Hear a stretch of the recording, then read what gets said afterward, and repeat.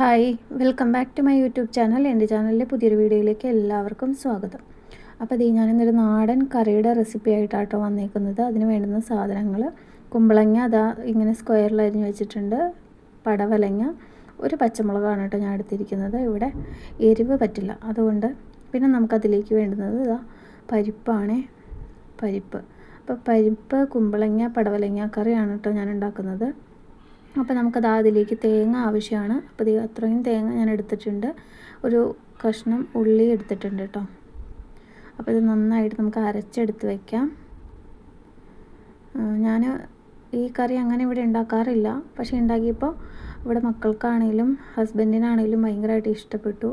അപ്പോൾ ഞാനത് ഒരു റെസിപ്പി ആയിട്ട് ഇങ്ങനെ ഇടാമെന്ന് വിചാരിച്ചേ. അപ്പോൾ അത് കഴുകി വാരി പരിപ്പ് ഞാൻ കുക്കറിലേക്ക് ഇട്ട് കൊടുക്കുന്നുണ്ട് കേട്ടോ.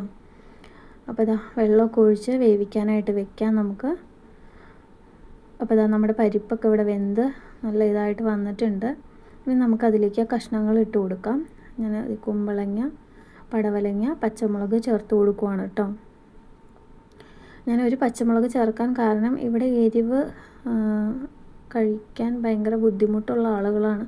അപ്പോൾ അത് കാരണം ഞാൻ ഒറ്റ പച്ചമുളകേ ചേർത്തിട്ടുള്ളൂ.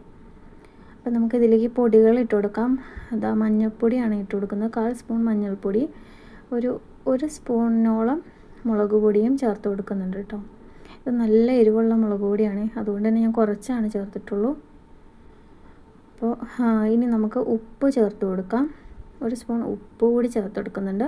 പിന്നെ നമുക്ക് ആവശ്യം വന്ന് വരുവാണെങ്കിൽ നമുക്ക് വീണ്ടും ഇട്ട് കൊടുക്കാം കേട്ടോ. അപ്പോൾ 1 ഗ്ലാസ് വെള്ളവും കൂടി ഒഴിച്ചു കൊടുത്ത് ഇത് വേവിക്കാനായിട്ട് നമുക്ക് വയ്ക്കാം. അപ്പോൾ ഞാനൊരു 3 വിസിൽ കേൾപ്പിച്ചു കേട്ടോ ഇത് വേവാനായിട്ട്. അപ്പോൾ എനിക്കാണെങ്കിൽ കഷ്ണങ്ങളൊക്കെ വെന്തുടഞ്ഞിരിക്കുന്ന ഒരു പരുവാണ് ഇഷ്ടം. അപ്പോൾ കുമ്പളങ്ങ ഉടയാൻ ഇത്തിരി പാടാണ്. അപ്പോൾ ഈ കുമ്പളങ്ങ അങ്ങനെ തന്നെ കിടക്കുന്നുണ്ട്, ബാക്കിയെല്ലാം നല്ല രീതിയിൽ ഉടഞ്ഞ് കിട്ടിയിട്ടുണ്ട് കേട്ടോ. അപ്പോൾ നമ്മുടെ കഷ്ണങ്ങളൊക്കെ വെന്ത് സെറ്റായിട്ട് വന്നിട്ടുണ്ട്. ഇനി നമുക്ക് ഇതിലേക്ക് അരപ്പ് ഒഴിച്ചു കൊടുക്കാം. തേങ്ങയും ചെറുള്ളിയും കൂടെ ചേർത്ത് അരച്ചിട്ടുള്ള അരപ്പ് കൂടി നമ്മൾ ഒഴിച്ചു കൊടുത്ത് നന്നായിട്ടൊന്ന് തിളപ്പിച്ചെടുക്കാം. ഈ ഒരു ടൈമിൽ നമുക്ക് ഉപ്പ് ആവശ്യമെന്ന് തോന്നുവാണെങ്കിൽ ഉപ്പ് ചേർക്കാം കേട്ടോ. വേണമെങ്കിൽ നമുക്ക് ഈ അരപ്പില്ലാത്ത ജീരകം ചേർത്ത് കൊടുക്കാം. ഞാൻ ജീരകം ഒന്നും ചേർത്തിട്ടില്ല. അപ്പോൾ നമ്മുടെ കറിയൊക്കെ തിളച്ച് വന്നിട്ടുണ്ട്, നല്ലപോലെ തിളച്ച് വന്നിട്ടുണ്ട്. ഇനി നമുക്കതിലേക്ക് കടുക് വറുക്കാനായിട്ട് ഇടാം. അപ്പോൾ ഞാനൊരു പാത്രം അടുപ്പിൽ വെച്ചിട്ടുണ്ട്. വെളിച്ചെണ്ണ ഒഴിച്ച് കൊടുത്തിട്ടുണ്ട്. അതിലേക്ക് നമ്മൾ കടുക് ഇട്ട് കൊടുക്കുവാണ് കേട്ടോ. പിന്നെ അതിലേക്ക് ഇട്ട് കൊടുക്കുന്നത് ചെറുള്ളിയാണ് കേട്ടോ. പിന്നെ നമുക്ക് കറിവേപ്പില, വറ്റൽമുളകൊക്കെ ചേർത്ത് കൊടുക്കാം. എൻ്റെ കയ്യിൽ ഇതൊന്നും ഉണ്ടായിരുന്നില്ല, അപ്പോൾ ഞാൻ വറ്റൽമുളകും ഒന്നും ഇട്ടിട്ടില്ല കേട്ടോ. അപ്പോൾ ഇത് നമുക്ക് ആ ഒരു കറിയിലേക്ക് ഒഴിച്ചു കൊടുക്കാം. അപ്പോൾ നമ്മുടെ കറി ഇവിടെ റെഡിയായി വന്നിട്ടുണ്ട്. അപ്പോൾ ഒരു നാടൻ റെസിപ്പിയാണ് കേട്ടോ ഇത്. ട്രൈ ചെയ്തിട്ടില്ലാത്തവരൊന്ന് ട്രൈ ചെയ്ത് നോക്കുക. അപ്പോൾ എൻ്റെ ഈ ഒരു വീഡിയോ ഇഷ്ടപ്പെട്ടാൽ ലൈക്ക് ചെയ്യാനും കമൻറ്റ് ചെയ്യാനും സബ്സ്ക്രൈബ് ചെയ്യാനും മറക്കല്ലേ.